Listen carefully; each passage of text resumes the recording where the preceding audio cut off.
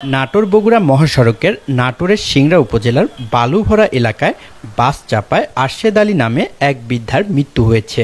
শুক্রবার বিকাল ৪টার দিকে উপজেলার নাটোর বগুড়া মহাসড়কের নিঙ্গইন থেকে সিংড়া আসার পথে সিংড়া বালুভরা এলাকায় নাটোর থেকে ছুটে আসা একটি বাসের ধাক্কায় ভ্যান চালক আরশেদ আলী বাসের চাকায় পিষ্ট হয়ে ঘটনাস্থলে মৃত্যুবরণ করেন এবং গুরুতর আহত অবস্থায় ৩ জনকে সিংড়া উপজেলা স্বাস্থ্য কমপ্লেক্সে নিয়ে আসলে কর্মরত চিকিৎসক প্রাথমিক চিকিৎসা দিয়ে ২ জনকে রাজশাহী মেডিকেলে উন্নত চিকিৎসার জন্য রেফার করেন।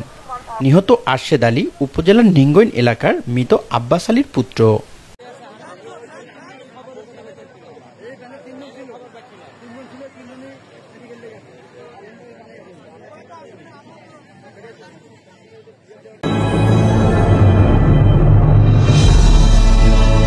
আপনারা দেখছেন অগ্রযাত্রা টেলিভিশন।